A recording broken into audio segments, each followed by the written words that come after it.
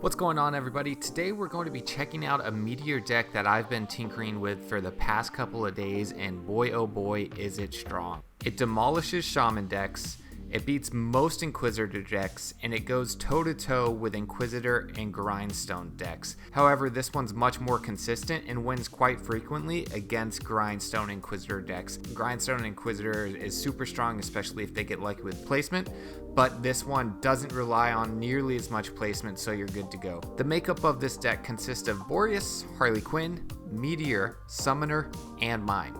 Now again, there's 4 legendaries in this deck, so it might be hard to acquire. However, it's super strong. So the Boreas is obviously a very strong card, however it does tend to fall off later game as the minions get more and more health. The Meteor comes into play here because it will demolish the minions regardless of the health, regardless of the level that the Meteor is, regardless of their merge ring. So you're going to rely a lot on the Boreas for the bosses and the Meteor to pick up the slack in the late game where Boreas tends to fail. The Harlequin and the Summoner and Mime are obviously there just to help you build your board, get high level Boreas, get more Meteors on the deck, get more Boreas on the deck. It's pretty self-explanatory. It's not very hard to play, but there are a few key things that I'm going to be pointing out here. One of the quality things about this deck is you really don't even need a mana card. And the reason you don't need that is because you're not going to be leveling up anything else except the Boreas. As you get into later in the game, you can level up Meteor and it will increase his attack damage if you have the spare mana to do that, but it is not necessary because the more levels you have on Meteor, it doesn't do anything for the actual merging and the Meteor coming down. It just helps his attack damage, and that's not really going to be significant. The second good thing about this deck is it's not nearly as prone to bricking as some of the other stronger decks in the game.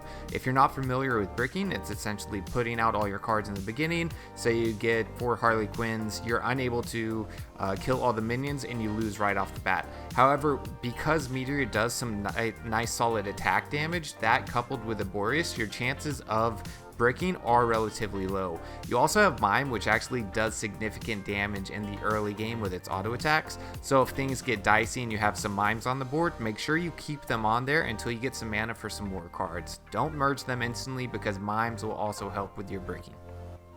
As you play the early game, your focus is going to be getting a few Boreas on the board. This is going to allow you to make sure you can clear all the minions and let you hold your Meteors until later on the waves where it's going to become very significant. As you start the match and your Boreas is on the board, put some investments into leveling your Boreas. However, be cautious of what your first boss is. If Puppeteer is your first boss, you might not want to put a lot of resources into leveling it because he can take down your levels. If you're confident with your board and you have a lot of Boreas on there and you think you'll be able to kill him before he gets his first activation of reducing your level down, then sure, go ahead and level it, but be cautious about what your first boss is and how you feel about how quickly you can take him down and off the board before he gets his activation off. Now, as I mentioned earlier, Meteor, when you merge them, is going to clear out all of the minions it hits on the board except for mini bosses and main bosses, regardless of its merge. So this is where it comes in handy and works really well with the Boreas, because as Boreas gets later into the game, it slowly loses its value and it's unable to clear the minions as much. But with Meteor, it will take them all out in its radius. We're going to look at the radius right here so I can give you a better visual idea of how much it actually spans, but there's no indicator in the game, so play it for a little bit. You'll kind of see what it's able to take out and use that as better judgment for when you should be using your Meteor combinations. Now, Boreas is great for bosses as well. In Meteor, 2 bosses and mini bosses does a percent of their health. However, when you merge, the higher merge level for Meteor, the more damage it does. When you get highly merged Meteors, it can do insane damage to bosses and take them out in a blink of an eye. I know a lot of people are probably going to be used to using Harlequin on either Boreas or Summoner, but keep an eye on your board. If you see that minions start and pile up, combine it with a Meteor, merge those 2 Meteors, clear out your board. Also be aware of when the boss is spawning. You want to make sure that you remove all minions as much as possible before the boss spawns, because the more minions on the board, the higher the health the boss will have.